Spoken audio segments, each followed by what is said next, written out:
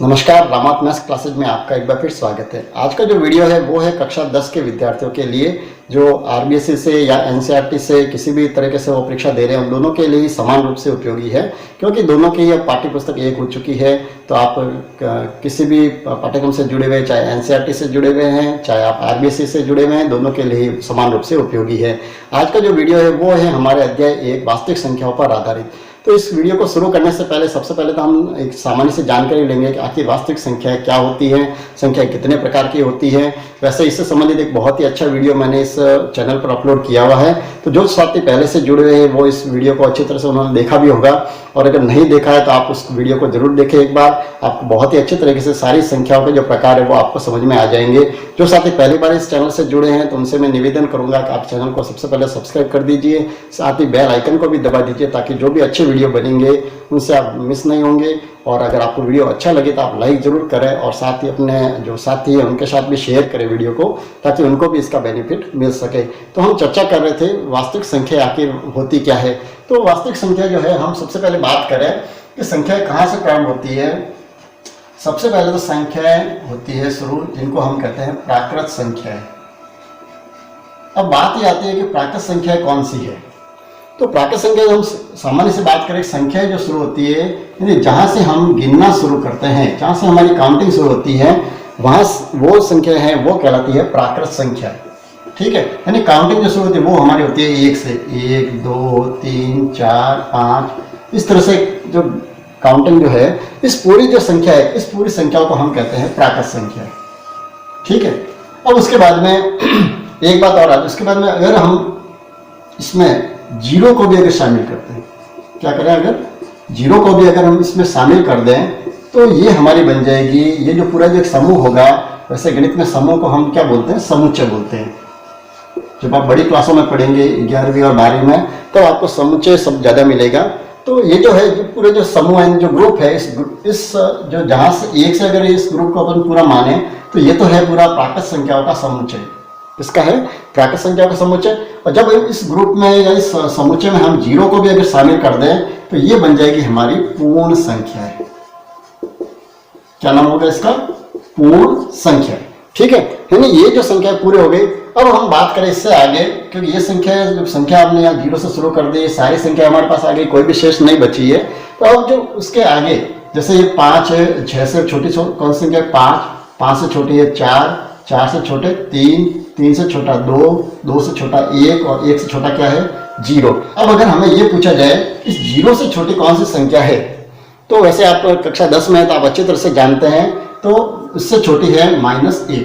-1 से छोटी कौन सी है, -2, -3, उससे छोटी -4, उससे छोटी -5। इस तरह से बढ़ते बढ़ते इस तरफ हम अनंत तक जा सकते हैं। तो ये जो संख्याओं का जो समुच्चय है, इस पूरे समुच्चय को हम कहते हैं पूर्णांक। ठीक है, वापिस समझिए, 1 से जो प्रारंभ होगी संख्या है उनको तो कहते हैं प्राकृत संख्या। जब हम इसमें जीरो को भी शामिल कर देंगे तो वो बन जाएगी पूर्ण संख्या। और जो इसके जो ऋणात्मक जो संख्या है, ये तो सारी है धनात्मक, प्लस वाली संख्या है उनको तो बोलते हैं धनात्मक संख्या, और जो माइनस वाली संख्या है उनको बोलते हैं हम ऋणात्मक संख्या। तो जब हम धनात्मक और ऋणात्मक सारी संख्याओं को एक समुच्चय के रूप में जो प्रदर्शित करते हैं तो वो कहलाते हैं हमारे पूर्णांक। ठीक है, ये जो संख्याओं की बात हुई, ये संख्या सारी पूरी हो गई है। यानी जो मेन जो 3 जो संख्या है, जो पूरे अंकों वाले जो बात कर रहे हैं, तो वो संख्याओं का प्रकार ये 3 है, ये हमने बात की। अब उसके बाद में आगे बढ़ते हैं। जब ये संख्या होगी, अब संख्या का चौथा जो प्रकार है वो है परिमेय संख्या। कौन सा है, परिमेय संख्या। अब परिमेय संख्या का अर्थ क्या है, यानी कोई भी संख्या तो हमने सारी लिख दी है। अब संख्या जो है, उन संख्या को जब हम इस a/b यानी जो भिन्न के रूप में जब उसको हम व्यक्त करते हैं, किसी भी अंक को, जैसे मैंने लिख दिया 5/7, या मैंने लिख दिया -2/3, या लिख दिया मैंने 9/4, कुछ भी लिख दिया है, तो ये जो संख्या जब इन अंकों को हम जब माइनस में, ऋणात्मक या धनात्मक, उनको हम इस रूप में जब लिखते हैं तो वो कहलाती है परिमेय संख्या। ठीक है, अब उसके बाद अगला जो नाम आता है वो आता है अपरिमेय संख्या। अब अपरिमेय संख्या कौन सी होगी, सीधा सा अर्थ है जिनको हम a/b के रूप में, अगर जिसको नहीं लिख सकते, a/b के रूप में जिसको अपन व्यक्त नहीं कर सकते, वो कहलाएगी अपरिमेय संख्या। तो अपरिमेय संख्या होगी कौन सी? तो अपरिमेय संख्या जो होती है वो होती है सारी ये वर्गमूल वाली संख्या जिनका आप पूर्ण वर्गमूल नहीं कर सकते। अब चलो इस परिमेय संख्या में अपन एक बात करें, जैसे कहीं लिखा हुआ है 3.5, दशमलव वाली जो संख्या है, दशमलव वो भी क्या है, भिन्न है, तो भिन्न का रूप है दशमलव। तो दशमलव को अगर हम हटाएं तो भी ये देखिए वही संख्या बन जाती है बट्टा 10, तो ये कौन सी होती है, भिन्न वाली यानी परिमेय संख्या बनती है। तो दशमलव वाली भी जितनी संख्या है उसमें ध्यान ये रखना है कि वो संख्या दशमलव के बाद में कहीं ना कहीं समाप्त होनी चाहिए। जैसे मैंने एक संख्या बहुत ही बड़ी संख्या लिखी है, जैसे ये, तो ये जो संख्या है 2.35756 9 और 5, तो ये जो संख्या है ये वैसे दशमलव संख्या है, लेकिन ये परिमेय संख्या है। क्यों है परिमेय संख्या? क्योंकि जब इसका हम पॉइंट हटा दें तो इसके पीछे 1 2 3 4 5 6 7 जीरो लगाते और ये एक परिमेय संख्या बन जाती है। ठीक है, तो ये दशमलव वाली जो संख्या वो भी सारी परिमेय संख्या है। उसके साथ ही अब जो वर्गमूल में जो बात करें, जैसे मैंने कहीं लिखा वर्गमूल में 4, ठीक है, तो 4 का वर्गमूल तो हम ज्ञात कर सकते हैं, कितना आ सकता है 2। तो ये वर्गमूल 4 जो है ये तो है परिमेय संख्या। अब अपरिमेय संख्या कौन सी होगी जिसका हम वर्गमूल पूरा ज्ञात नहीं कर सकते? जैसा है वर्गमूल 2। अब इसका हम जब वर्गमूल करेंगे तो इसके आंसर बहुत ही पॉइंटों में आते जाएंगे, 1.4 1.4, कहीं इनका आंसर खत्म होगा भी नहीं। तो जब इसका आंसर ही खत्म नहीं हो सकता तो हम इसको पॉइंट हटा के इसको भिन्न के रूप में व्यक्त नहीं कर सकते। तो ऐसी जो संख्या है वो कहलाती है अपरिमेय संख्या। ठीक है, अब बात आती है परिमेय भी हो गई, अपरिमेय भी हो गई। तो अब ये जो सारी संख्या है यानी परिमेय और अपरिमेय संख्या, इन दोनों को जब मिला देते हैं पूरी तो ये सारी बन जाती है वास्तविक संख्या। यानी जिनका वास्तव में अस्तित्व है वो सारी संख्या कहलाती है कौन सी? वास्तविक संख्या। उसके बाद में आप आगे पढ़ोगे अवास्तविक संख्या भी होती है जिनको काल्पनिक संख्या भी कहते हैं। तो काल्पनिक संख्या कौन सी होती है आपको जानकारी वैसे कोर्स में तो नहीं है, फिर भी आपको मैं बता दूं कि काल्पनिक संख्या जो है वो संख्याओं का एक दूसरा रूप है। उसमें जो जैसे एक अंडररूट में मैंने संख्या लिख दी माइनस में √4, ठीक है, तो -√4 जो है ये ऐसे जो संख्या है अंडररूट में माइनस में कभी संख्या वैसे होती नहीं, इनकी हम कल्पना ही कर सकते हैं। तो ये जो कहलाती है वो काल्पनिक संख्या कहलाती है। इसमें अपन चर्चा करने की अपन को आवश्यकता नहीं है। ठीक है, चलिए आगे बढ़ते हैं प्रश्नावली 1.1 की तरफ। उसको करने से पहले हमें एक प्रमेय पर चर्चा करनी पड़ेगी क्योंकि उसके बिना हम उस प्रश्नावली को हल नहीं कर पाएंगे। तो प्रमेय जो है वो है यूक्लिड विभाजन प्रमेय का एक बहुत ही अच्छा प्रमेय दिया हुआ है। और यहाँ पर सबसे पहले बात आती है यूक्लिड जो है वो एक गणितज्ञ है, उसने ये प्रमेय दिया था, इसलिए इसका नाम दे दिया हमने यूक्लिड विभाजन प्रमेय का। और विभाजन का मतलब क्या होता है? विभाजन का अर्थ होता है सामान्य सा भाग, यानी भाग की जो क्रिया करते हैं उस पर आधारित उन्होंने एक प्रमेय बनाया है, उसको कहते हैं यूक्लिड विभाजन प्रमेय का। ठीक है, अब इस पे प्रमेय का उसने क्या लिखा है? उसने ये लिखा है कि 2 धनात्मक पूर्णांक a और b, अब अपने पास अगर 2 धनात्मक पूर्णांक हो, अब यहाँ बात वो कर रहा है जो प्लस की ही कर रहा है, प्लस के 2 संख्या अगर आपके पास हो, उनको दिए रहने पर ऐसी अद्वितीय पूर्ण संख्या q और r विद्यमान है कि जहां पर तो a बराबर bq प्लस r, जहां पर r का मान जो है वो 0 के बराबर या 0 से बड़ा है और या b से छोटा है। ये एक प्रमेय दिया हुआ है। वैसे इस प्रमेय से आप ज़्यादा इस तरह से नहीं समझ पाएंगे कि ये क्या है, और इसको मैं बहुत ही सरल तरीके से आपको ये बताता हूँ कि रियल में ये क्या चीज़ है। देखिए, यूक्लिड विभाजन प्रमेय का जो है वो भाग पे आधारित एक प्रमेय है। जो भाग जो सामान्य जो प्रक्रिया है उसको हम करेंगे तो बहुत अच्छे तरीके से आपको समझ में आएगा कि रियल में ये प्रमेय का क्या है। देखिए, जैसे मैं एक उदाहरण के लिए किसी एक संख्या 5 का हम अगर भाग दें, बहुत ही छोटा सा उदाहरण लेते हैं, जैसे 9 में भाग दिया। ठीक है, तो 9 में 5 का भाग कितनी बार जाएगा? केवल एक बार। 5 एकम 5, कितने बच के शेष 4। ठीक है, अब जो ये जो सामान्य मैंने भाग की जो प्रक्रिया की है, अब उसमें देखिए सबसे पहले तो ये जिसका हमने भाग दिया है इसको हम क्या बोलते हैं? आप 8वीं तक पढ़ चुके हो, इसको बोलते हैं भाजक। और ये जो आंसर आया है इसको हम क्या बोलते हैं? भागफल। और ये जो शेष बचे हैं उसको बोलते हैं शेषफल। और साथ ही जिसमें हमने भाग दिया है उसको क्या कहा जाता है? भाज्य। ठीक है, ये 4 जो संख्या है भाज्य, भाजक, भागफल और शेषफल, इसको ही इसने इस पैटर्न रूप में लिखा है। तो इसको आप अच्छी तरह से समझिए। सबसे पहले यहाँ जो ए जो दिया हुआ है, ए तो है ये भाजक, ठीक है, और बी जो दिया हुआ है, सॉरी ए जो दिया हुआ वो तो दिया हुआ है भाज्य जिसमें हम भाग दे रहे हैं। ठीक है, भाजक जो दिया वो दिया हुआ है बी। ये 2 संख्या होगी। अब जब इन 2 पूर्णांकों को दिया हुआ है, एक संख्या में हम दूसरी संख्या का भाग देंगे, जब हम ए में ये जो 9 जो है वो क्या है? ए। तो अभी जिस ए में हम जब बी का भाग देंगे तो हमें दो संख्या प्राप्त होगी। कौन कौन सी? पूर्ण संख्या किसने लिखा हुआ, क्योंकि ये भाग जो है वो हमेशा पूर्णांक में आता है, कभी आप पॉइंटर में नहीं ला सकते, तो इसलिए इसने लिखा है पूर्ण संख्या। तो भागफल जो है वो तो होगा क्यू, और ये आर जो है वो है शेष, जो रिमाइंडर जो होता है उसको बोलते हैं आर।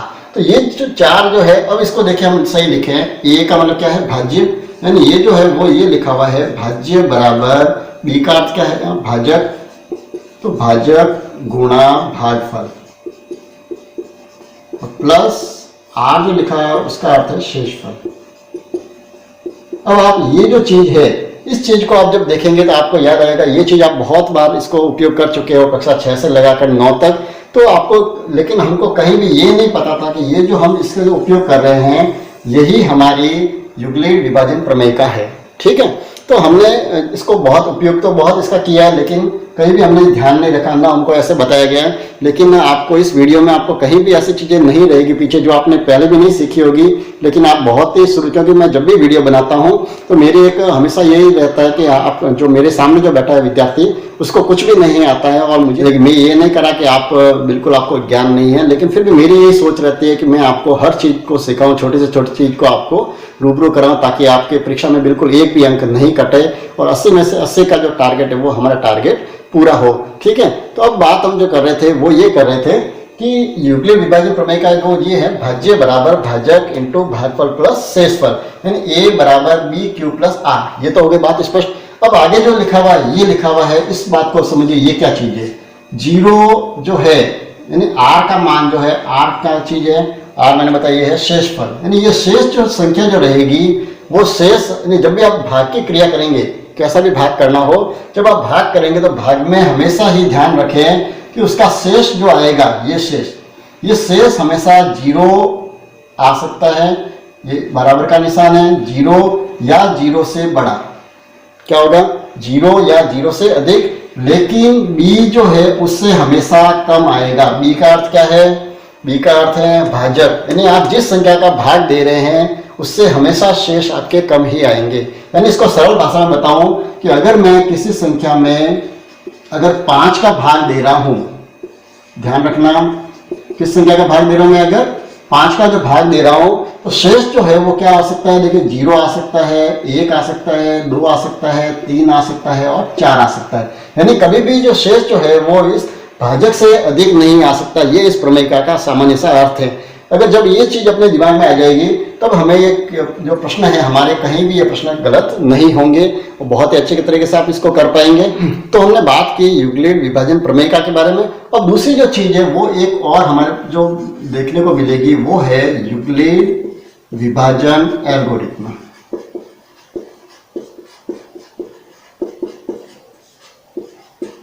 ठीक है, अब ये जो दूसरा जो हमको मिला है, अब इसका क्या अर्थ है? यानी ये कोई अलग से कोई प्रमेय नहीं है, जो आपने जो यूक्लिड विभाजन जो प्रमेय का जो सीखी है उसी का उपयोग जब हम करते हैं, इसका उपयोग हम कहाँ करेंगे? हम एचसीएफ ज्ञात करने में। एचसीएफ का मतलब क्या होता है? हाईएस्ट कॉमन फैक्टर, जो हिंदी में हम इसको बोलते हैं महत्तम समापवर्त्य। ठीक है, जब हम महत्तम समावर्तक करेंगे उस समय हम इस विभाजन प्रक्रिया का उपयोग करेंगे। यानी इसका जो उपयोग है केवल एल्गोरिथम का मतलब है हम इसका प्रयोग करके क्या कर सकते हैं? एचसीएफ ज्ञात कर सकते हैं। कोई भी 2 संख्या या 3 संख्या जो दी हुई है उनका हम क्या कर सकते हैं? इससे हम महत्तम समावर्तक ज्ञात कर सकते हैं। तो चलिए बात करते हैं प्रश्नावली 1.1 की। इसका जो पहला जो प्रश्न है वो ये दिया हुआ है कि निम्नलिखित संख्याओं का एचसीएफ ज्ञात करने के लिए यूक्लिड विभाजन एल्गोरिथम का प्रयोग कीजिए। तो अभी हमने जो चर्चा की थी यूक्लिड विभाजन प्रमेय की और एल्गोरिथम की, तो एल्गोरिथम का उपयोग जो करना पड़ता है वो कहाँ करना पड़ेगा? हमें 2 संख्याओं या 3 संख्याओं का एचसीएफ ज्ञात करने के लिए। अब कैसे करना है वो हम इस प्रश्न के माध्यम से ही समझते हैं। पहला जो प्रश्न है उसको हम सॉल्व कर रहे हैं। पहला जो प्रश्न दिया उसमें दिया हुआ है 135 और दूसरी संख्या दी हुई है 225। इन दोनों का हमें एचसीएफ यानी महत्तम समापवर्तक ज्ञात करना है। ठीक है, तो उसको करने के लिए सबसे पहले कौन सी विधि काम में लेनी है? भाग विधि काम में लेनी है। और जब हम भाग करेंगे तो भाग हम कैसे करेंगे? ये तो हम जानते हैं कि छोटी संख्या है उसका ही हम भाग देंगे बड़ी संख्या में। तो बड़ी संख्या को तो हम यहाँ लिख देंगे यहाँ, और भाजक बना देंगे हम किसको? 135 को। ठीक है, अब हमें इसका भाग देना है, तो वैसे 135 का पहाड़ा बने 135 देने कितने हो जाएंगे? 270, तो ज्यादा हो जाएंगे। तो कितनी बार भाग जाएगा? केवल एक बार। तो यहाँ हमने लिख दिए 135। अब इसको घटा दीजिए, कितना है 0, 12 में से 3 गए 9, 0। ठीक है, अब ये भाग हमने कर दिया।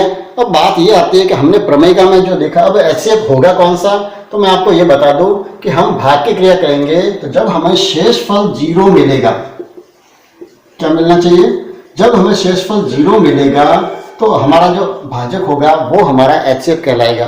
क्योंकि हमने यहाँ भाग किया, हमें यहाँ शेषफल 0 नहीं मिले, शेष हमारे कितने बच रहे हैं, यहाँ पर हमारे 90 बच रहे हैं। तो अभी हमारा भाग पूरा नहीं हुआ, तो अब हम इसको क्या करेंगे, ये जो शेष जो बचे 90, इसको हम पुनः भाजक बनाएंगे। और यहाँ हम भाज्य किसको बनाएंगे, जो हमने पहले भाग दिया था, किसका दिया था हमने 135 का, उसको हम लिख देंगे यहाँ भीतर। ठीक है, अब इसका भी ऐसा कैसा 90 का भाग कितनी बचेगा, इसमें एक बार 90 एकम 90 माइनस कर दीजिए 5 और ये बच गए 4। ठीक है, कितने बचे 45। अभी तक 0 में नहीं मिला है, तो हम इसी क्रिया को वापस दोहराएंगे। क्या करेंगे, जो शेष जो बचा है 45, इसको तो बनाएंगे हम भाजक, और पहले जो भाजक था कौन सा था 90, उसको हम बना देंगे भाज्य। ठीक है, 45 से कम 45, 45 दूनी हो जाएंगे 90। ये आ गया, शेष कितना आ गया हमारा 0। ये भाग की क्रिया पूरी हो गई है। अब हमें क्या करना है, अब हम इसको लिखने का तरीका क्या रहेगा हमारा, जो हमने यूक्लिड विभाजन प्रमेयिका जो देखी थी हमने, क्या थी वो, भाज्य बराबर भाजक गुणा भागफल प्लस शेषफल। ठीक है, इस रूप में हम इसको प्रदर्शित करेंगे, तब जाके हमें मालूम पड़ेगा कि हमारा HCF कितना आया। यानी सबसे पहले हम देखिए, पहले जो क्रिया की थी इसमें हमारा भाज्य कौन सा था, जिसमें हमने भाग दिया था, किसमें दिया था हमने 225 में, तो भाज्य तो हम लिख देंगे 225 बराबर भाज्य कितना था 135, तो यहाँ आ जाएंगे 135 गुणा भागफल, भागफल कितना आया 1 प्लस शेषफल, शेष कितने बचे थे 90। ठीक है, ये हमने पहले क्रिया की थी। उसके बाद में सेकंड टाइम में हमने क्या किया, 135 को तो हमने बनाया भाज्य, तो भाज्य हो गया, यहाँ लिखेंगे हम 135 बराबर भाज्य कितना है इसमें 90 गुणा भागफल कितना आया 1 और प्लस शेषफल कितना है 45। ठीक है, यहाँ पर भी हमें शेष 0 नहीं मिला। अब तीसरा जो हमने भाग किया था, किसमें किया था हमने 90 में, तो भाज्य हमारा हो गया 90, भाज्य कौन सा होगा 45 गुणा भागफल 2 प्लस शेषफल आ गया 0। ठीक है, तो हमारा जो HCF जो होगा, जो हमने लास्ट जो भाग दिया था, किसका दिया था 45 का, तो हमारा HCF यानी महत्तम समावर्तीय जो होगा वो होगा 45। ये हमारा होगा आंसर।